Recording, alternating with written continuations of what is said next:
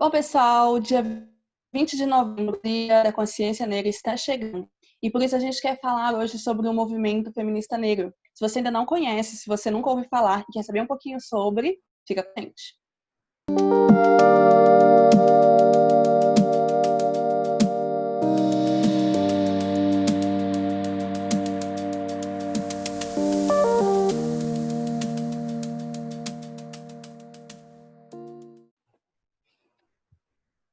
Feminismo negro, você já ouviu falar? Bom, hoje nós trouxemos aqui a Camila, que ela é psicóloga e é também uma mulher negra, né? Então, ela vai falar para a gente um pouquinho sobre o movimento. Então, Camila, seja muito bem-vinda ao nosso canal. É a primeira vez que você está aqui. Muito obrigada pela sua presença e por topar falar com a gente. Bom, eu que agradeço pelo convite, né? Fiquei muito feliz. Quando a Silvia me chamou, eu não consegui recusar porque era a Silvia. Eu falei com ela que eu tenho muita vergonha, mas ela falou tão bonitinho, ela pediu tão bonitinho que eu falei que ia superar a vergonha. É isso aí. Todo mundo que a gente convida para vir para o canal para falar para a gente sobre algum tema, fala que está tímida e depois super desenvolve. Então, é questão de minutos. Está em casa aqui. Obrigada. Então, Camila, fala pra gente, o que é o feminismo, o movimento feminismo negro, no fim das contas? Bom, o feminismo negro, ele vem da necessidade das mulheres negras terem voz e terem espaço, né? O feminismo branco, ele foi muito importante, né, para a gente conseguir direitos, como o voto. Só que essa emancipação que as mulheres brancas tiveram, elas não estavam tão alinhadas com as necessidades das mulheres negras. Por exemplo, as mulheres brancas ali estavam protestando pelo direito do trabalho. As mulheres negras sempre trabalharam, né? Primeiro elas foram exploradas com a escravidão e depois disso elas tiveram que trabalhar pela sobrevivência. Então, as bandeiras que as mulheres brancas levantavam, nem todas estavam de acordo com as necessidades que as mulheres negras tinham, né? E aí o movimento negro surge, do feminismo negro surge tanto pela a necessidade de ter algumas perspectivas, né? Algumas perspectivas para as mulheres negras, elas precisavam ter voz, elas passavam por coisas, por vivências que as mulheres brancas não tinham. E dentro do movimento negro isso também acontece, porque dentro do movimento negro a gente tem homens ali, né? Então, não tem mania. São dois movimentos totalmente com diversidade, com pessoas diferentes, né? Com dois gêneros. Então, assim, o movimento negro ele surge dessa necessidade, dessa falta de espaço para que as mulheres negras pudessem levantar as vozes. As bandeiras das mulheres negras, elas se encontram com das mulheres brancas em alguns momentos, mas a vivência da mulher negra é atravessada por encarceramento em massa, genocídio dos jovens negros, né? Então, violência policial. Então, a gente precisava desse espaço para poder falar das nossas necessidades, né? Dos nossos problemas. E por que é necessário um desmembramento, Camila? Você já comentou, né, sobre essas desigualdades, né, que existem. Ok, as mulheres conquistaram algumas coisas, mas as diferenças, né, o que uma vive é diferente do que a outra vive.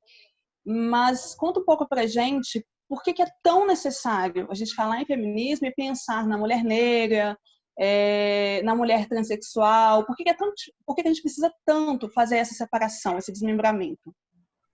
Então, primeiro porque nós mulheres, nós somos todas diferentes, né? Cada uma tem os seus problemas, tem as suas vivências, suas experiências de vida. Essa diferenciação ela é principalmente estrutural, né? O racismo é uma questão estrutural, o machismo é estrutural. E aí a gente vê que tem coisas que a mulher branca nunca vai passar, né? E quando você, por mais que todo mundo fale, nós somos todos iguais, nós somos todos seres humanos, a gente sabe que no dia a dia, que a nossa vivência vai ser atravessada por questões que uma mulher branca nunca vai passar. Ver o filho ser morto por causa de violência policial, ou então quantos jovens negros que a gente vê que são presos injustamente, que têm provas de inocência e por causa de um reconhecimento de uma foto ele é preso. São questões que a mulher branca ela não passa, igual eu falei inicialmente. A questão da reivindicação do trabalho é algo assim genuíno, né? Das mulheres brancas, elas queriam sair de casa para trabalhar, mas a mulher negra ela sempre passou por isso. Quando acabou a escravidão, a mulher negra teve que trabalhar na casa das pessoas brancas da mesma forma, de forma desumana também, porque ela precisava trabalhar. Trabalhar para a mulher negra sempre foi uma questão de sobrevivência. Para a mulher branca foi uma questão de escolha. Então, a diferença, ela passa por isso, né? É uma diferenciação que é estrutural, que é a forma como a nossa sociedade se organiza, que coloca os espaços para a mulher branca e os espaços para a mulher negra. Por exemplo, uma das questões que o feminismo negro está batendo em cima é a taxa de mortalidade da mulher durante o parto. Muitas mulheres negras morrem durante o parto. Se não morrem, elas passam por um sofrimento gigantesco, porque no hospital a equipe médica se nega a dar anestesia, porque fala que a mulher negra aguenta sentir dor. Então, assim, a mulher negra ainda vem sendo desumanizada. Mesmo no século XXI, tem-se a ideia que a mulher negra ela aguenta sentir mais dor. A questão da mulher branca reivindicar, né? A gente fala do feminismo liberal, que reivindica muito mostrar o corpo, a sensualidade, o direito da mulher ao próprio corpo. Só que nós, mulheres negras, nós sempre fomos hipersexualizadas, e não foi uma escolha, né? O símbolo do Brasil para fora é a mulata. Então, tipo, duas sambando numa propaganda de carnaval. Exatamente. São coisas que para a mulher branca é uma escolha, para a mulher negra é algo que foi imposto. Então a gente vem disso, né? São lutas bem diferentes, né? Exatamente. Na sua fala fica para a gente muito nítido, Camila, a questão de que parece que a mulher, enquanto a mulher negra, ela luta pela própria vida dela e dos filhos dela, né? Ela luta pela vida. A mulher branca ela vai lutar por recuperação de direitos, né? Assim, é lógico que não é só isso, né? Tem muito mais coisas por trás, mas assim é uma síntese que é inevitável de a gente fazer. A questão ela é muito mais bruta contra a mulher negra nesse aspecto, né? Exatamente. A gente pode pensar agora nesse momento de pandemia, né? Como os presídios, por exemplo, têm mais pessoas negras, né? Nós somos mais encarcerados, né? E aí a gente vai pensar como que as mulheres negras, neste momento, estão passando, vendo os filhos delas amontoados em celas com 100 pessoas, muitos já morrendo, né? Porque a situação no presídio está muito feia. Mas antes até mesmo da pandemia, essas mulheres negras elas precisam lutar para poder visitar os filhos delas, para levar comida, para ter certeza que eles estão bem. Então, assim, não que a luta da mulher branca não seja válida, mas ela é diferente, tá, né? Em outros patamares, assim. Então, é por isso que é necessário esse espaço para a mulher negra poder falar, né, das necessidades, dos problemas da luta dela. E nesse contexto, então, a gente falando dessas diferenças, né, que existem, como que uma pessoa, por exemplo, que é branca, ela pode defender o feminismo negro, defender os direitos da mulher negra, considerando o lugar de fala? Porque ela não pode falar como uma mulher negra, sendo que ela não é uma mulher negra, né? Ela não vivencia aquilo. Mas como que ela pode apoiar essa causa, lutar por essa causa sem ser negra? O conceito do lugar de fala é um conceito importante, mas é um conceito que foi, com o tempo, banalizado e um pouco distorcido, né? A gente vê as autoras que começaram a usar esse termo. Por exemplo, aqui no Brasil, a Djamila trabalha muito em cima dele, né? Que foi um pouquinho distorcido, porque na internet, né, todo mundo sabe tudo, todo mundo quer dar opinião de tudo, igual eu tô fazendo aqui agora, mas assim, a gente acaba distorcendo um pouco as coisas. O lugar de fala, ele é importante se você for pensar, né, estruturalmente, que que uma mulher branca, ela pode aproveitar da posição dela na sociedade, do lugar, da voz que ela tem, e falar, sim, para os iguais, do que das opressões porque por mais que você não seja culpado por uma opressão, você pode ser responsabilizado, né? As pessoas brancas, elas têm privilégio na nossa sociedade e elas acabam usando disso, né? É uma coisa que elas herdaram, porque a gente vive num país escravocrata, né? Que não tem uma memória muito boa, né? Então perpetua algumas opressões. E o branco, ele pode usar desse lugar dele de privilégio, que é um lugar de poder, privilégio é poder, né? Pode usar desse espaço para poder dar voz a outras pessoas negras, dar espaço. A gente viu agora que teve, né, esse movimento antirracista, mas assim, até que ponto, né, a pessoa branca ela está realmente sendo antirracista? Quais são as ações dela, né? O que diferença que está fazendo? Porque a gente não pode tratar o racismo como algo individual, né? Ah, fulano é racista. Enquanto a gente estiver pensando nisso como algo individual, a gente não resolve, porque fica tudo direcionado àquela pessoa, a pessoa é xingada, mas estruturalmente, da forma como a gente se organiza, não está fazendo diferença nenhuma. Se a gente trata o racismo como algo estrutural, se você é reitor de uma universidade e dá mais espaço para professoras negras, se você dirige uma empresa e você dá oportunidade de cargos altos para outras pessoas negras, a gente vê que isso é a diferença, né? Isso que pode mudar socialmente. Então, o lugar de fala, o que eu entendo por ele, né? O que eu compreendo que é o branco saber da posição de privilégio que ele ocupa, saber do poder, né? Do alcance da voz, contribuir de forma não velada, contribuir de fato para que mudanças ocorram de forma social e usar desse poder que ele tem para poder promover mesmo a mudança de pensamento. Por exemplo, nós psicólogo, ele tem um poder de transformação social muito grande, né? A gente pode trabalhar de várias formas na sociedade e, assim, psicólogo, principalmente, precisa ser antirracista, né, Silvia? A gente vê que tem psicólogos que não gostam de tocar no assunto, que acham que se ele não tocar no assunto, ele não vai ser imparcial, né? Mas muito pelo contrário, ele tem a obrigação de provocar uma mudança. Então, eu acho que essa é a forma mesmo. O lugar de fala é o branco reconhecer o seu privilégio e ajudar, sim. Porque se só a mulher puder falar sobre feminismo, só os negros puder falar sobre o racismo, que mudança que a gente vai provocar? Só entre nós? Vão ser grupos pequenos, cada um dando seu grito, né? E sem haver aquela união e defesa de direito de uma forma conjunta, né? Sim, e assim, se esse racismo está sendo direcionado para a gente, não é nós que temos que mudar, né? É os brancos que têm que perceber, né, as formas como esse racismo se dá, de que forma eles podem atuar sobre isso. Eu acho que assim, é um trabalho muito amplo. Até porque você acabou de falar aí da situação de que são os brancos que têm um preconceito, um racismo contra vocês.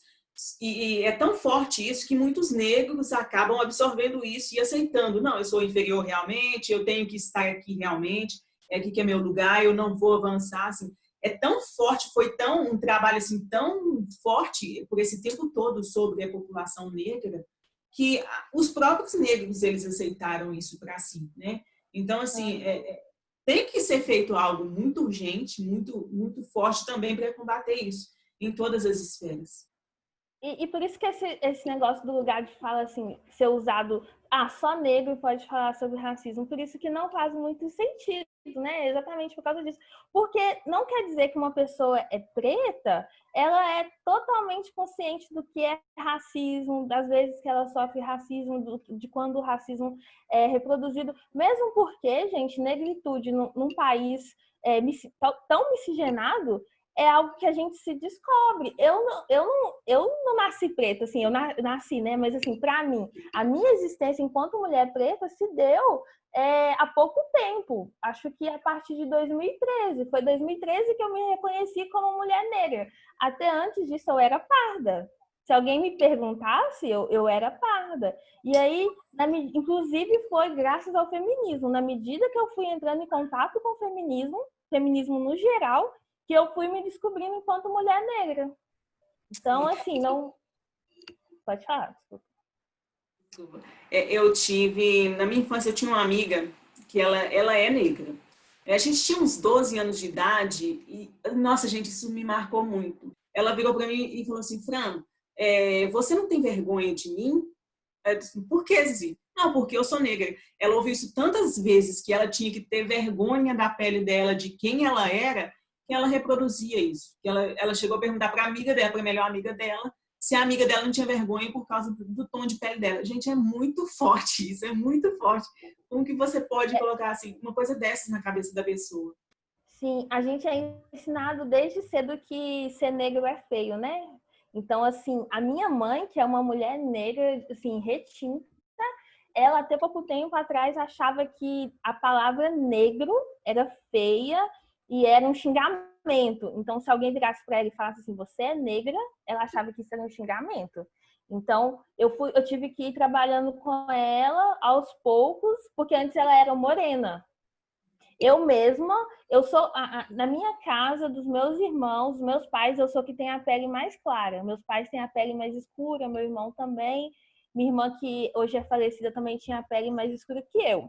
Então, quando eu falava com alguém da minha família, até hoje, se eu falo que eu sou uma mulher preta, tem brincadeira. Você não é preta, sua pele é clara. Mas aqui, gente, meus fenótipos, meus traços são todos de mulher negra. Eu não posso virar e falar que eu não sou. Tem essa cobrança... Desculpa. Não, nada, é só falar que é um trabalho, né? Você vai se descobrindo, se encontrando mesmo aos poucos. E é bom quando a gente tem pessoas ao nosso lado que nos ajudam a reconhecer, né, o nosso lugar, quem nós somos e que nós temos tanto valor quanto uma pessoa branca que seja, sabe? Porque a sociedade cobra o tempo todo. O cabelo tem que ser liso, você tem que ter olhos azuis. E quantas meninas, né, ainda na infância, as meninas pedem para as mães para fazerem uma chapinha no cabelo, porque acreditam que assim vão estar mais bonitas. Quantas adolescentes, né, não fazem muitas coisas para ficarem bonitas, né? Porque o bonito pregado ainda, infelizmente, ainda é o branco do olho azul com o cabelo bem liso, escorrido, né? E que bom que com o tempo isso tem se transformado. Eu acho que ainda está a passos lentos, mas pequenas coisas já estão acontecendo, o que é muito legal. Por exemplo, hoje a gente vê muitas propagandas de mulheres negras com os cabelos cacheados, muitas mulheres mostrando a transição delas, a transição capilar delas, por exemplo, né?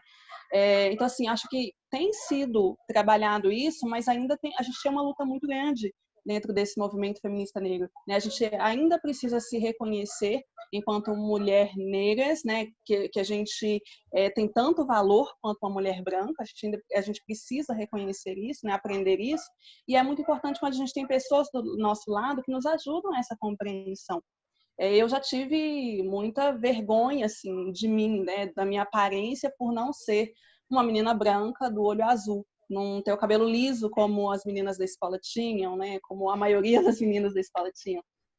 Então, acho que é muito importante a gente ter essas pessoas do nosso lado que nos ajudam a enxergar quem nós somos e o nosso valor, enquanto mulheres pretas.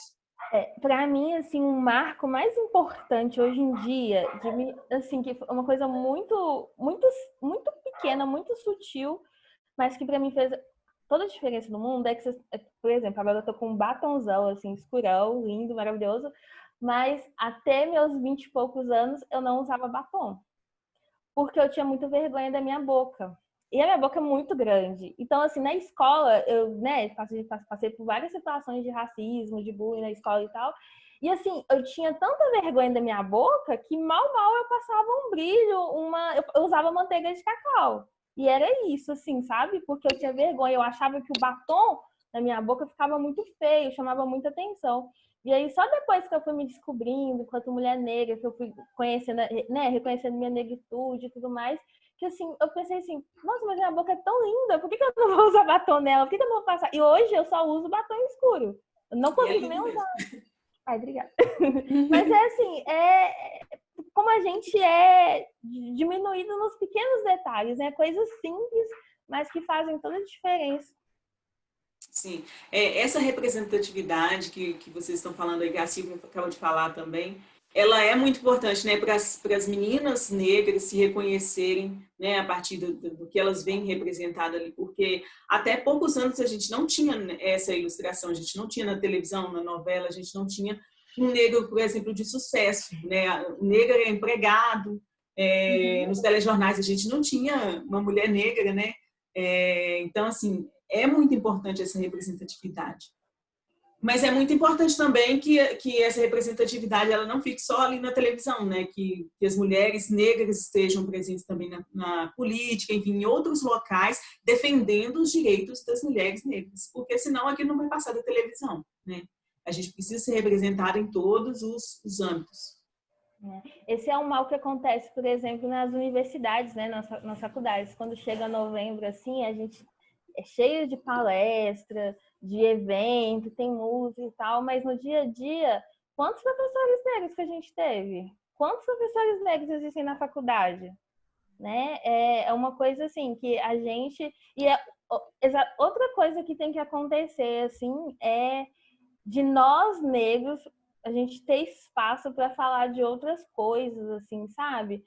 Não só de racismo, não só de movimento, porque pessoas negras também são artistas, são historiadores, são economistas. Então, assim, e eu vejo que a faculdade, onde deveria ter o maior espaço para isso acontecer, não acontece. É só novembro mesmo, que aí tem um monte de evento, tem um monte de palestra, mas durante o ano a gente não vê espaço, né? A gente sabe, assim, eu acho que na nossa faculdade teve um diferencial, né, Silvia, nas nossas turmas, porque por causa do ProUni e do SISU não, desculpa, do FIES, yes. a gente vê mais pessoas negras nas faculdades particulares, né? Mas, assim, professores, a gente teve um, e eu nem sei se esse professor... Não, tivemos dois, mas um deles eu nem sei se ele se reconhece como pessoa negra, não tenho certeza, porque eu nunca vi ele falando sobre isso. E, assim, a gente passa racismo dentro da faculdade, porque eu já passei, a amiga nossa já passou. Mas, assim, novembro tá lá, ó, no calendário marcado para os eventos. O resto do ano não tem nenhum espaço, né? Não tem nenhuma discussão e as pessoas são chamadas, são convidadas para falar apenas sobre racismo. É o lugar que mais tem, assim, que teria um espaço, né? Um poder de mudança, de transformação, e a gente não vê isso acontecendo. Tem que mudar a estrutura do sistema, né? Não adianta só fazer uma palestra uma vez ao ano. Exatamente. Então, pessoal, infelizmente não dá para a gente tratar todo o conteúdo aqui num vídeo só, né? O conteúdo é muito amplo, o feminismo é muito amplo, o feminismo negro também é muito amplo. Então, assim, num vídeo só a gente não consegue falar tudo que a gente gostaria, mas a gente vai aprendendo, a gente vai fazer outros materiais, né? Enquanto isso, a gente fica por aqui. A Camila trouxe para a gente uma indicação, né, de livro também, para ajudar a entender um pouco sobre o movimento feminista e a entender também um pouquinho sobre o feminismo negro. Qual que é, Camila? O livro chama Meu Amigo Secreto. Ele é de um coletivo feminista, né? Um coletivo Não Me Calam. Meu Amigo Secreto, Feminismo Além das Redes. E aí ele tem várias abordagens, né? Fala do feminismo negro, de empoderamento, aborto, padrões de beleza. É um livro muito interessante, com uma leitura assim, muito fácil. É bem tranquilo de ler, assim, bem didático. E é sempre bom a gente ler materiais, procurar outras fontes de conhecimento, né? Aqui no YouTube a gente tem muitas fontes interessantes também. Vou deixar alguns links aqui para vocês que podem servir de apoio. Mas busquem outras fontes também, além das que a gente indicar, busquem outros conhecimentos para vocês desenvolverem, né, autocrítica, entenderem melhor sobre o assunto. Por hoje é só. Muito obrigada, Camila, por estar aqui com a gente hoje mais uma vez. Agradeço. Eu que agradeço pelo convite, fiquei muito feliz em ser chamada. A gente vai convidar outras vezes, né, Fran? Com certeza. Então tá certo. Muito obrigada, pessoal. Nos sigam no Instagram. Nos curta esse vídeo, tá? Por favor, comente aí o que você achou desse vídeo, do conteúdo, nos indique outros que vocês queiram ver por aqui. Estejam à vontade para compartilhar com os amigos de vocês, com as amigas de vocês. E até a próxima. Tchau, tchau, pessoal. Tchau, gente. Tchau, pessoal.